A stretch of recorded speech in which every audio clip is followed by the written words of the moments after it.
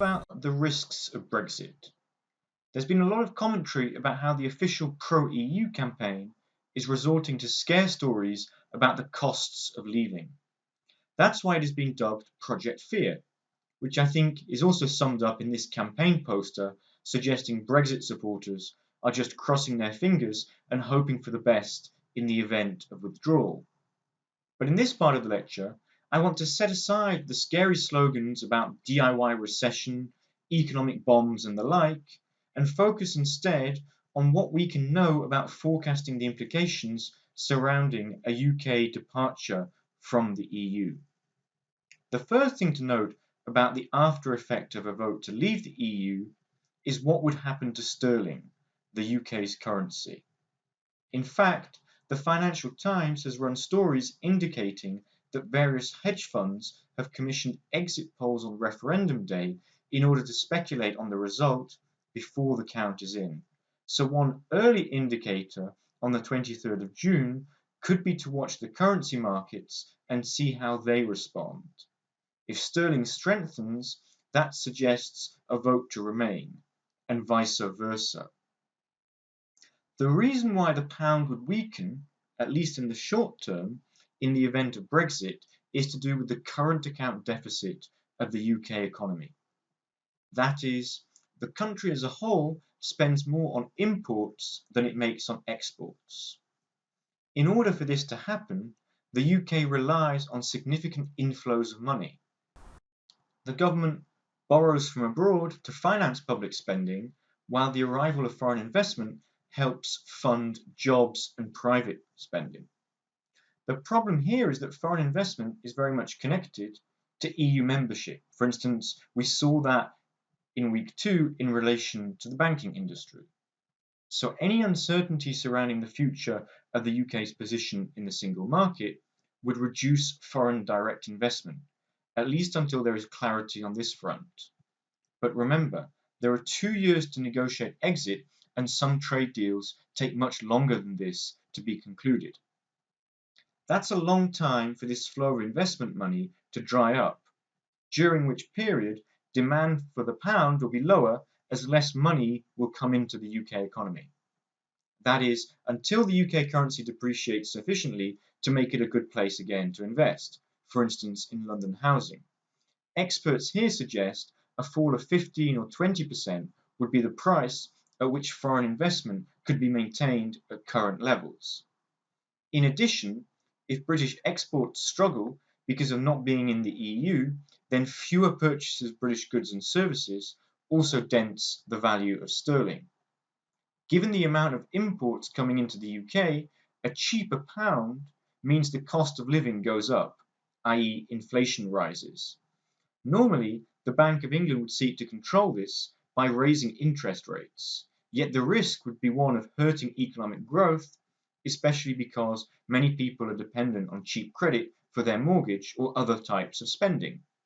All in all then, that's a rather worrying scenario for the UK economy. This may all sound rather theoretical, however, so let's examine whether there is any concrete evidence to suggest these linkages will occur. The best way to do this is probably to look at the value of sterling during the campaign. One moment in particular stands out: the day when Boris Johnson announced he would not follow the government line and would instead campaign for an EU withdrawal. That decision came on Sunday, the 21st of February, when currency markets are closed. On the Monday that followed, as you can see from this chart, the pound fell by 2%, its biggest one-day fall since 2009, which was in the midst of the global financial crisis.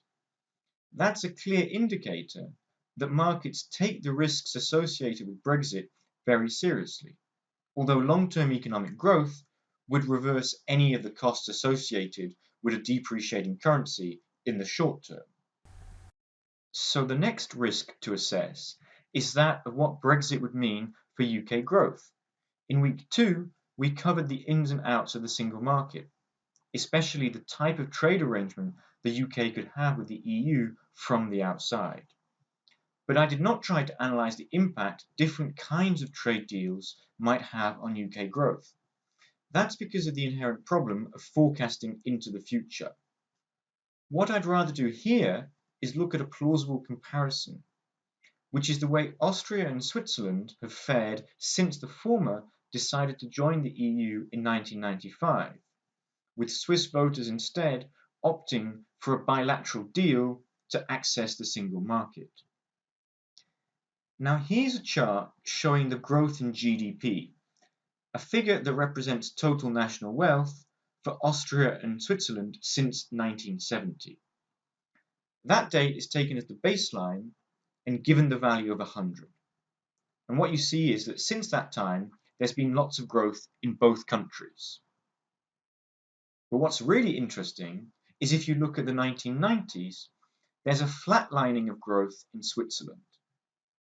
That's basically the period when the country negotiated to enter the European Economic Area, the EEA, which Swiss voters rejected in a referendum in 1992.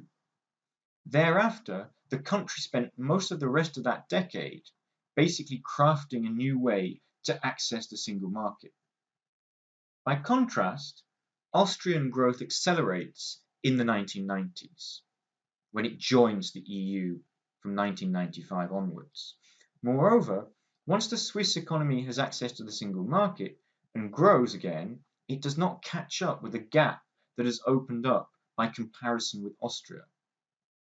There's a good reason to say that this gap exists because Austria joined the EU and benefited from investment and trade certainty, because overall, Switzerland is a more competitive country, something we also discussed in week 2.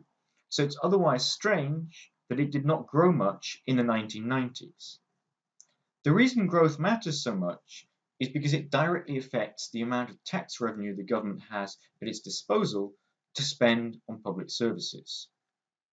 Also, a growing economy is one in which wages are likely to rise, thereby increasing living standards. Another risk to growth outside the EU is the inability to influence regulations that could affect UK business, either by restricting single market access to UK products or by imposing costs on UK firms.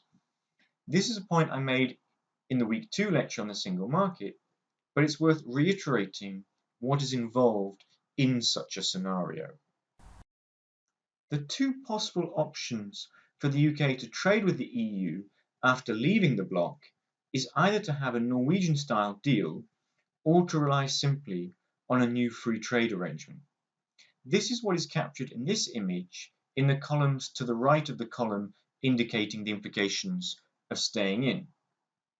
The Norwegian option has certain tangible benefits, notably when it comes to paying less into the EU budget and being outside EU fisheries and farming policies.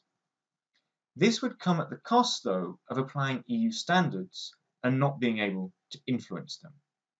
Moreover, when the EU as a global trade bloc tries to influence global standards of how products are regulated, or for instance dealing with something such as climate change, the UK would be on the margins. The same is true of what would happen in a pure free trade arrangement, i.e. one that leaves the UK outside the single market. In both Brexit scenarios, therefore, UK businesses would find that their own government could do less to make sure international regulations meet their needs. UK citizens would also need to weigh the outcome of EU decision making or of a UK-EU free trade deal to discover in what policy areas the government could change existing regulatory standards. And this is the kind of uncertainty that most export-oriented businesses do not appreciate. However, we should recall, as discussed in week 1 when we talked about sovereignty, that while the UK government wields influence within EU institutions at present, there are also times when it gets outvoted. Consequently, I think it's fair to say that if we compare the Remain and Leave options, only the Leave scenario carries a short-term, medium to high risk of currency volatility and low growth. At this point then, one of the questions I'd like to open up for discussion this week is how much you are concerned by short-term instability as compared to the long-term consequences of this decision.